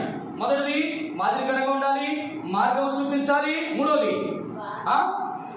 ఏం చేయాలి? మూడోది వారు నిన్ను వెంబడించాలి, నీ మార్గము గుండా నేను వెంబడించాలి. బాగా గమనించాలి ఈ మాటలు. ప్రభా, ఇప్పుడు నేను ఒక మాట, మాదిరికరం అంటే నేను చెప్తాను బిడ్డ, కొత్త నిబంధన పాత నిబంధనలో ఈ 5 విషయాల్లో మనం దేవునికి మాదిరిగా ఉన్నామనేది చూస్తున్నాం. ఒక్క మాట, మొదటి తిమోతి రాసిన పత్రిక 3వ అధ్యాయం, మొదటి తిమోతి 4:12. మొదటి తిమోతి రాసిన పత్రిక, నీ యవ్వనమును వచ్చి ఎవడను శ్రేణీకరింపనీయము, కానీ మాటలోను, ప్రవర్తనలోను, ప్రేమలోను, విశ్వాసంలోను, పవిత్రతలోను విశ్వాసులకు మాదిరిగా ఉండము. మిగతా వారికి ఎందుకు మాదిరిగా చెప్పలేదు? చెప్పాలి. విశ్వాసులకు మాదిరిగా ఉండమన్నాడు. ఎందుకు? మళ్ళీ చదువుతారా? 11వ వచనం చదువు. 11వ వచనం ఇచ్చిన, ఈ సంగతులను ఆజ్ఞాపించి బోధించుము, నీ యవ్వనమును బట్టి ఎవడుని తృణీకరించనీయము, కానీ మాట, ప్రవర్తన, ప్రేమ, విశ్వాసం, పవిత్రత విశ్వాసులకు మాదిరి. ఎందుకు విశ్వాసులకే మాదిరికరంగా ఉండమన్నాడు? చెప్పాలి. ఎందుకు విశ్వాసులకు మాదిరికరంగా ఉండమన్నాడు? ఎందుకు వారికే మాదిరికరంగా ఉండమన్నాడు? ఎందుకంటే విశ్వాసులకి మాదిరికరంగా ఎందుకున్నాడంటే విశ్వాసులకే మాదిరి ఉండదు కాబట్టి. మిగతా వారికి అవసరమా? ముందు మాదిరికరంగా ఎవరు ఉండాలి? మనం విశ్వాసులు ఏమి లేదు, మాదిరి లేదు. చూడండి ఆ మాట, ఒక్కొక్క మాట. మాటలను మాదిరి లేదు, ప్రవర్తనలో మాదిరి లేదు, ప్రేమలో మాదిరి లేదు, విశ్వాసంలో మాదిరి లేదు, పవిత్రతలో మాదిరి లేదు. అందుకే ఎవరినైనా తిమోతి జాగ్రత్త, ఈ విషయాల్లో బోధించు. నీ మాటలో ఎవరికైనా మాదిరి ఉందా? అమ్మ, నీ మాటను బట్టి ఎవరైనా మాదిరి నేర్చుకున్నారా? అబ్బా, మరియమ్మ గారండి దేవుని ఇంటిలో ఎలాగైతే మాట్లాడతారో ఇంటి దగ్గర ఉన్నప్పుడు కూడా అలాగే మాట. అమ్మా మనం చూసి ఎవరైనా మాదిరి నేర్చుకున్నామా? సేవకులను చూసి ఇంటి దగ్గర ఎలా మాట్లాడతారో ఇక్కడ అలాగే మాట్లాడతారండి. చెప్పాను కదా, మాట ద్వారా 7 రకాల ప్రమాదాల గురించి చెప్పాను మీకు గుర్తున్నాయో లేదో. మొట్టమొదటిది ఏంటి? భయంకరమైన విషయం చెప్పండి. మొట్టమొదటి మాట భయంకరమైన అంటే నీ సహోదరుని చూసి వ్యర్థుడా అనొద్దు ముందు. అది మన చాలా మందిని చూస్తారండి, ఈరోజు సేవకులు కూడా అదే మాటలు ఆడ పనికిరాలంటే దేనికొని. ఇంట్లో చాలా మంది తెలుసా, చాలా మంది ఈ మధ్యకాలంలో నేను చూస్తాను, నాకు వినబడిన విషయాలు ఏంటి, పెద్దోడండి ఇంజనీర్ అండి, చిన్నోడండి డాక్టర్ అండి, మూడోండి కలెక్టర్ అండి, ఈ 4 ఉన్నాడు చూడండి, వీడు ఎందుకు పనికిరాలండి. పాస్టర్ గారు మీ అనకాతల తీసుకెళ్ళిపోండి పాస్టర్ గారు. దేనికి? బాగా చదువుకున్నారట ఇంజనీర్లు డాక్టర్లు తీసుకెళ్ళిపోతారట. ఎందుకు పనికిరాడు, ఎందుకు దేనికి కొరత? ఆ తమ్ముడు ఉన్నాడు తీసుకెళ్ళిపోయి ఆయన సంఖ్య చేసుకుని తీసుకెళ్ళి. దేవుని పరిచయం అంటే ఎంత నీచమైపోయిందో. నీలంటేను నువ్వు ఒక దగ్గర ఉద్యోగం చేస్తే ఒక అధికారి, మానవుడే అధికారి, ఆ అధికారి కింద నువ్వు చేస్తావు. కానీ దేవుని పరిచయం చేసేవాడు దేవుడి అధికారి, దేవుడి కింద చేస్తావు. ఇది ఎంత ఘనమైన పరిచర్య! ఘనమైన పరిచయం వదులుకున్నటువంటి ప్రతి ఒక్కరు కూడా గమనించండి. దేవుడు నేను సౌలులా పక్కన తప్పించేస్తాడు, ఏలి లాంటి పిల్లలను పక్కన తప్పించేస్తాడు. దేవా నాకు ఇచ్చినటువంటి ఈ అధికారం ప్రభా, నాకు ఇచ్చిన పిలుపు ద్వారా నాకు ఇచ్చినటువంటి బాధ్యత ప్రభు నేను వదలకూడదు ప్రభా అంటాడు కదా. దేవుని పనిని అశ్రద్ధగా చేయవాడు పని ఇవ్వకపోతే ఒక బాధ, పని సరిగ్గా చేయకపోతే ఒక బాధ. అంటే దాని అర్థం ఏంటి? అది భాగ్యం, ఇది బాధ్యత. చాలా జాగ్రత్తగా చేయాలి. ఎవరు చూసినా చూడకపోయినా నా ప్రభు నన్ను చూస్తున్నాడు ఎరుక నీలో ఉండి పనిచేస్తే దేవుడు. మన మాటలు విశ్వాసాలకు మాదిరి కలిగి ఉన్నాయా? నేను చూసి మనల్ని చూసి ఎవరైనా మాదిరి నేర్చుకున్నారా? మాటలో ప్రవర్తన, ప్రేమలో మాధురిత. ఒకరినొకరు ప్రేమించడం, ఇంకొకరు ఒకరు ప్రేమించడం. ఆ శత్రులు ఒకరు దాసను వాళ్ళు ఒకరు చదువుతారు, ఈయనొకరు. యాజకులు కూడా అలా చేయడానికి లేదు. యాజకులు అంటే అందరము యాజకులు. ఆ మాట అధిక ప్రతిసారి అందరం మందికి చెప్తున్నాను. ఇలా ఒక పిలుపు కలిగిన కాబట్టి మనం మాటలో, పవిత్రతలో, ప్రవర్తనలో విశ్వాసులకు ఆశిష్టండి. ఇన్ని సంవత్సరాలు అయిపోయింది, అయినా కూడా దేవుడు నాకు ఇస్తాడు, దేవుడు నాకు చేస్తాడు, దేవుడు నాకు ప్రతినిస్తాడు వెయిట్ చేసిందండి. ఆ విశ్వాసానికి బాబోయ్ నిజంగా గ్రేట్ అండి, నేనైతే ఉండలేనండి. నీ మాదిరి వారికి ఎలాగ మాదిరికరంగా ఉండాలి. నీ మాట, నీ ప్రవర్తన, నీ విశ్వాసం, నీ పరిశుద్ధత ఎంత పరిశుద్ధ అండి. ఈ రోజు వరకు అండి తన యవ్వన జీవితాన్ని దేవుడి వరకు ఎలాగా కాపాడుకుందండి. ఈ పరిశుద్ధులను కాపాడుకున్నావా చెల్లి, తమ్ముడా? జాగ్రత్త. పెళ్ళి అయిన వారు, పెళ్లి కాని వారు, పెళ్లి చేసుకోబోతున్న ప్రతి ఒక్కరు చాలా జాగ్రత్త. పరిశుద్ధతని కాపాడుకుంటే దేవుడు నేను అనుసరిస్తారు. కానీ దేవుడు ఉన్నతమైన స్థితి ఇస్తాడు. కానీ విశ్వాసములకు మాదిరి విశ్వాసము కర్త చూడు నేను చూస్తూ ఉంటాను. ఎన్నోది 4 విషయాలు చెప్పాను. 5వ మాట నేను చెప్పి ముగిస్తాను. నాకు 5 నిమిషాల సమయం ఉంది, మరి 7 చెప్పడానికి లేదు. కాబట్టి ఇది ఒక్క మాట నేను చెప్పి నేను ముగిస్తాను. దేవుని చిత్తమైతే తర్వాత మనం చూడడానికి ప్రయత్నం చేస్తాం. 2వ దినవృత్తాంత గ్రంథంలో 26వ అధ్యాయం 17వ వచనం. 2వ దినవృత్తాంతములు 26 2వ దినవృత్తాంతం 26:15. యాజకుడైన అహార్యాయు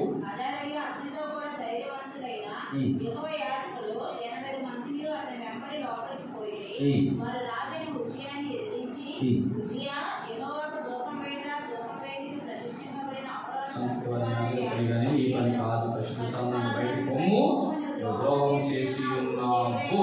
ఇక్కడ ఏం జ్ఞాపకం చేసిన యాజకులు అంటే నంబర్ 1 చూడండి ఎంత అద్భుతమైన మాట అంటే యాజకుడైన అహర్యాయు అతనితో కూడా ధైర్యవంతులైన యెహోవా. అంటే యాజకులు ఉన్నారు ఇప్పుడు దేవుని పని చాలా ధైర్యంగా. యాజకుడు ఎప్పుడు కూడా ధైర్యవంతుడుగా ఉండాలి. ఎవరు ఎదిరించారో ఇక్కడ ఉజ్జియాని ఎదిరించారట. మన ఆయన ఉజ్జియా అంటే రాజు, ప్రధానమంత్రి, ముఖ్యమంత్రి, ఎమ్మెల్యే, ఎంపీ, ప్రతి ఒక్కరి కార్పొరేట్ అందరూ కూడా ఎవరు ఎదిరించగలగాలి? యాజకులారా, దేవుని పరిచారకులారా, మీరందరూ కూడా దేవుని వారిని ఏ విషయంలో ఎదిరించడం? అన్ని విషయాలు కాదు. మళ్ళీ గమనించండి. నీ దేవుని పరిచర్యకు నువ్వు చేయాల్సిన పని ఆచరణకు ప్రయత్నించాలి. Shut up and get out from the presence of the Lord. And you are not supposed to come and do this kind of ministry, because this ministry is handed over to the priest of Lord Jesus Christ. యేసు ప్రభువు ఉన్నటువంటి యాజకులకు మాత్రమే అది అప్పగించబడింది. ఆ ధైర్యం మనలో ఉందా? ఎప్పుడైనా ఎవరు పడితే చేయడానికి ఉందా? యాజకులైన వారు చాలా ధైర్యంగా ఉండాలి ఈ విషయంలో. అటువంటి లేకపోతే మాత్రం రాజు అయినా కూడా, నువ్వు రాజు అయితే అయ్యావయ్యా, మా మీద పరిపాలన చేసేవాడే. దాని అర్థం ఏంటి తెలుసా? నీ ఉద్యోగం చేసిన చోట, నువ్వు వ్యాపారం చేసిన చోట, నువ్వు ఎక్కడైతే ఉన్నావు వారి దగ్గర నువ్వు ఎలా ఉండాలి? పొరపాటున వారు నీ యొక్క ప్రార్థనకు కానీ, నీ సేవకు కానీ, నీ ధర్మానికి ఆటంకం కలుగు చేస్తే get out. Who are the hell you're talking about my ministry? This ministry is handed over to God, to me by God. దేవుడి చేత ఇవ్వవలసినటువంటి పరిచయ విషయంలో ఎవరైనా, అది రాజులే కానీ, అధికారులే కానీ, సామంతులే కానివ్వండి, ఎటువంటి వారైనా ఇంటి కోసం ఉపేక్షించడానికి దేవుడిని అనుమతించాడు. Because this work is belongs to me. నువ్వు చేయడానికి కాదు, నేను చేయడానికి. ఏమైనా అర్థమైందా? మనకి ఇచ్చినటువంటి పరిచయని ఇంకొకరు కానీ చేయడానికి వారు అనర్హులైతే ప్రేమిన వల్ల ఇది ఎన్నోది? ధైర్యవంతులుగా ఉండాలి. మనం 7 విషయాలు మనం ధైర్యంగా ఉండాలి. 7 విషయాలు ధైర్యంగా ఉండాలి. చెప్పడానికి సమయం లేదు, నేను ముగిస్తున్నాను. నేను అరటి కూడా మామూలు వచ్చిన జ్ఞాపకం చేస్తాను. అక్కడతో మనకి సిరీస్ కంప్లీట్ అవుతుంది. లేకపోతే చెప్పండి. 2వ దినవృత్తాంత గ్రంథం 13వ అధ్యాయం 12వ వచనం. 2వ దినవృత్తాంతంలో 10 నిమిషాలు. 2వ దినవృత్తాంతంలో 13, 12. ఆలోచించుడి. దేవుడు మాకు తోడై ఉన్నాడు, మీ మీద ఆర్భాటం చేయుటకై బోరలు పట్టుకొని ఊదునట్టి ఆయన యాజకులు మా పక్షమున ఉన్నారు. ఇశ్రాయేలులారా, మీ పితరులైన దేవుడైన యెహోవాతో యుద్ధం చేయకుడి, చేసినను మీరు. యాజకులు అంటే అర్థం ఏంటో తెలుసా? బోరలో ఊదేవా. బోరలో ఊదాలా? అది ఒకటి తెలుసు మనకి. 7 బోర్లు అన్నాయి బైబిల్లో. ఎన్ని బోర్లు? 7 బోర్లు. ఒక మచ్చి బోర్ ఏంటి చెప్పడా? 2 పాతలో 2 బోర్లు. అసలు యాజకుడు బోర్లు ఎందుకు పోదాలి? ఎప్పుడు యోధాలు చూడండి. అక్కడ బోరలు అనేటప్పటికీ చూడండి. సంఖ్యాకాండం సంఖ్యాకాండం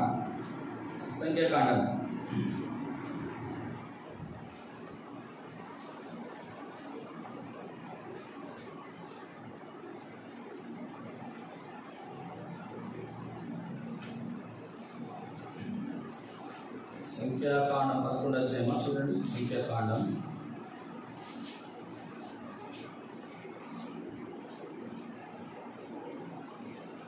10వ అధ్యాయం 1వ వచనం. సంఖ్యాకాండం 10. యెహోవా మోషేకి ఇలా సెలవిచ్చెను, నీవు 2 వెండి బోరలు చేయించుకొనుము, నకిషి పనిగా వాటిని చేయించుకోలేను. అవి సమాజమును పిలుచుటకును సేనలను తరలించుటకును నీకు ఉండవలెను. ఎందుకు? ఇప్పుడు 7వ వచనం చదువుతారా? సమాజమును కూర్చున్నప్పుడు ఊదవలెను, దాని ఆర్భాటం చేయవలదు. అహరోను కుమారుల యాజకులు ఆ బోరలు ఊదవలెను. నిత్యమైన కట్టడమడానికి మీ వంశములకు పరంపరగా మీకు ఉండును. ఇది 10వ వచనం చదువుదాం. మరియు ఉత్సవ దినమందు, నియమక కాలమందును, నెలల ఆరంభమునందును మీరు దహన బలులు కానీ సమాధాన బలులు కానీ అర్పించినప్పుడు ఆ బోరలు ఊదవలెను. అప్పుడు అది మీ దేవుని సన్నిధికి మీ జ్ఞాపకార్థం ఉండని మీ దేవుడిని యెహోవాను. ఇక్కడ 3 బోరలు చెప్పారు. మొదటిది బోరలు దేనికి ఊదాలా? సమాజమును పిలవడానికి. 2వది ఎందుకు ఊదాలా? సేనలను తరలించుటానికి. 3వది కూడా 10వ వచనంలో ఉత్సవ దినమందు, నియమక కాలమందు, నెలల ఆరంభమందును మీరు దహన బలులు సమాధానం అర్పించినప్పుడు. అర్థమవుతుందా మీకు? 3 విషయాల వరకు ఇక్కడ బోర్లు ఊదాలి. ఎవరు? యాజకులే ఊదాలి. మొదటిది ఏంటి? సమాజమును. చూడండి, అక్కడ సమాజమును పీలుచుటకు. 2వది సేనలను తరలి. సేనలు అంటే ఎవరు? సైన్యము. సేన అంటే యుద్ధం. 3వది ఏంటి? అంటే దాని అర్థం ఏంటి? అక్కడ 3 కొరకు అక్కడ బోర్లు ఊదాలి. మొదటి దేని కొరకు? ఫస్ట్ది సమాజము. ఇది ఏ జ్ఞాపకం? సువార్త బోర. సమాజం పెట్టిన నేడు ఏ సమాజం? ఇందులోనే దేవుడు సువాక్యం చెప్పడానికి, బయట వాళ్ళు చెప్పడానికి అన్నిటి కూడా సువార్త బోర. రెండోది ఏంటి? సైన్యమును. అంటే అర్థం ఏంటి? మొదటిది సువార్త, రెండోది దేని కొరకు? దేని కొరకు? సేవలు ఏం చేస్తారు? సిద్ధపరచుట కొరకు. మొదటిది సువార్త కొరకు, రెండోది సిద్ధపరచుట కొరకు. మూడోది ఏంటి? ఉత్సవ దినం, నియమిత కాలం, విలానాలను, దహన బలులు, సమాధాన బలులు, అర్పణ. మూడోది ఏంటి? సమర్పణ కొరకు. Very good. మొదటిది సువార్త, రెండోది సిద్ధపరచుట కొరకు, మూడో సమర్పించుట కొరకు. దేని కొరకు? దాన బలులు, అన్ని బలులు అర్పించుట కొరకు. ఇవి 3 బోరలు. 4 బోరలు కొత్త నిబంధన బోరలు. ఇవి ప్రాముఖ్యమైనటువంటి మాదిరికరమైన బోర్లు. ఈ బోర్లు ఎవరు ఓదాలా? ఎవరు పట్టాలి ఓదాలని కాదు, మనము కూడా ఓదాలి. మొదటి బోర్ ఏంటి? ఊదుతున్నామా? రెండోది సిద్ధపడడం. దేని కొరకు సిద్ధపడ? సైన్యము సిద్ధపడాలి. దేని కొరకు? యుద్ధం ఉంది. దేనికి? లోకముతో, శరీరంతో, సాతానుతో. కాబట్టి ఈ బోర ఓదాలి. మూడోది ఏంటి? దేవుని కొరకు. ప్రభా బోరోధులను సమర్పణ కొరకు బోర అంటే అర్థం ఏంటి? సమర్పణ కొరకు బోర అంటే అర్థం ఏంటి? దేవునికి సమర్పించుకునేటప్పుడు బోర ఏంటి? సాక్ష్యం. సాక్ష్యము సమర్పణకి సాదృశ్యం. రైట్, చాలు. ఇక్కడితో ఈ మాట ముగిస్తున్నాను. ఆఖరిది, చివరిది, 7వది నేను చెప్పి ముగిస్తున్నాను. రండి, ఈ మాట చూపించి అయిపోయింది. 5 నిమిషాలు. 2 దినవృత్తాంతములు 30వ అధ్యాయం 27వ వచనం. 2 దినవృత్తాంతములు 30వ అధ్యాయం 2 దినవృత్తాంతం 30వ అధ్యాయం 27వ వచనం. చూద్దాం. లేచి జనులను దీవింపగా వారి మాటలు నిలబడెను, వారి ప్రార్థన ఆకాశంలో ఉన్న పరిశుద్ధ నివాసమును. అబ్బా, ఎంత ఫైనల్ వేసేసారా? అప్పుడు లేవీయులని యాజకులు లేచి జనులను దీవించగా వారి మాటలు వినబడెను, వారి ప్రార్థన ఆకాశమున ఉన్న పరిశుద్ధ నివాసమునకు. యాజకులు చేయవలసిన ఆఖరి పని ఏంటి? ఇది ఏంటంటే జనులను దీవించాలి. అంటే అర్థం ఏంటి? ఆశీర్వాదములుగా ఉంచాలి. అంతేగాని శపించకూడదు. మాట వినట్లేదని, కానుకలు ఇవ్వడం లేదని, భోజనం పెట్టడం లేదని, పని సరిగ్గా చేయడం లేదని ఏం చేయకూడదు. ఈ నా మాట నువ్వు శాపగ్రస్తుడుగా అట్లా చేయండి. భోజనం పెట్టాలి. ఎంత కష్టపడవచ్చు. ఎక్కడి నుంచి? విశాఖపట్నం, శ్రీకాకుళం వచ్చి నువ్వేం పెట్టావు? వెజిటేరియనా? ఏదో నాన్ వెజ్ పెడతావు అనుకున్నామే.